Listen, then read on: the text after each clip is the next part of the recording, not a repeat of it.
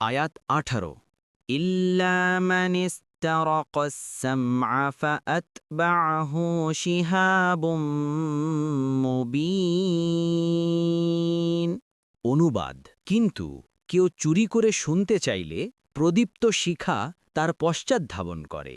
তাফসির: 1 নম্বর ফুটনোটের বিবরণ, অর্থাৎ যেসব শয়তান তাদের বন্ধু ও পৃষ্ঠপোষকদেরকে গায়েবের খবর এনে দেবার চেষ্টা করে থাকে, যাদের সাহায্যে অনেক জ্যোতিষী, গণক ও ফকির বেশধারী বহুরূপী অদৃশ্য জ্ঞানের ভড়ং দেখিয়ে গায়েবের খবর জানার কোনো একটি উপায় উপকরণও আসলে তাদের আয়ত্তে নাই, তারা চুরিচামারি করে কিছু শুনে নেবার চেষ্টা অবশ্যই করে থাকে।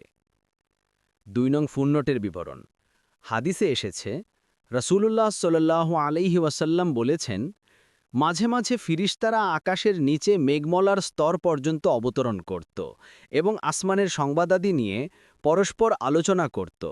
শয়তানরা শূন্যে আত্মগোপন করে এসব সংবাদ শুনত এবং গণকদের কাছে তা গোপনে পৌঁছে দিত। গণকরা এগুলোর সাথে শত মিথ্যা কথা নিজেদের পক্ষ থেকে জুড়ে দিয়ে তা বলে বেড়াত। পরে উল্কাপাতের মাধ্যমে তা বন্ধ করে দেওয়া হয়। অন্য এক হাদিসে এসেছে, রাসূলুল্লাহ সাল্লাল্লাহু আলাইহি ওয়াসাল্লাম বলেছেন, আল্লাহ যখন আসমানে কোনো বিষয়ের ফায়সালা করেন, তখন ফিরিস্তাগণ তার নির্দেশের অনুগত্য স্বরূপ তাদের ডানাগুলোকে মারতে থাকে, তাতে পাথরের উপর জিঞ্জির পড়ার মতো শব্দ অনুভূত হয়। তারপর যখন তাদের অন্তর থেকে ভয়ভীতি দূর হয়, তখন তারা বলতে থাকে, তোমাদের প্রভু কি বলেছেন? তারাই আবার বলে, হক বলেছেন, তিনি বড়, মহান।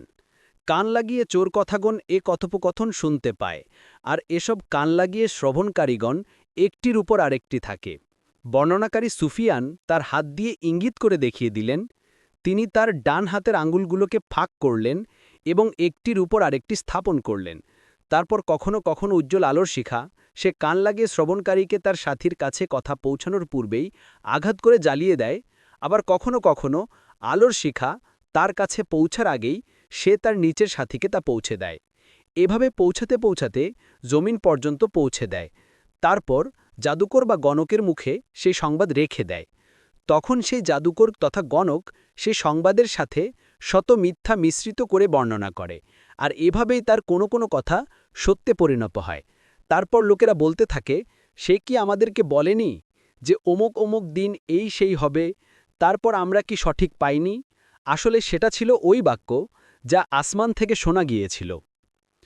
3 নং ফুটনোটের বিবরণ, শিহাবুনের আবিধানিক অর্থ উজ্জ্বল আগুনের শিখা।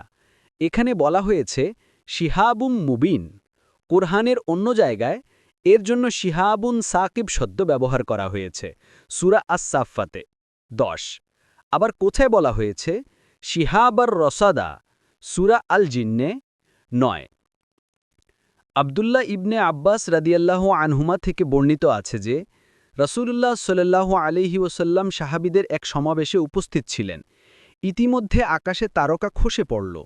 তিনি সাহাবীদেরকে জিজ্ঞেস করলেন, জাহিলিয়াত যুগে অর্থাৎ ইসলাম পূর্বকালে তোমরা তারকা খসে যাওয়াকে কি মনে করতে? তারা বললেন, আমরা মনে করতাম যে বিশ্বে কোনো ধরনের অঘটন ঘটবে অথবা কোনো মহান ব্যক্তি মৃত্যুবরণ কিংবা জন্মগ্রহণ করবেন। তিনি বললেন, এটা অর্থহীন ধারণা, কারো জন্ম মৃত্যুর সাথে এর কোনো সম্পর্ক নেই। এসব জ্বলন্ত অঙ্গার শয়তানদেরকে বিতাড়নের জন্য নিক্ষেপ করা হয়। মুসলিম 229।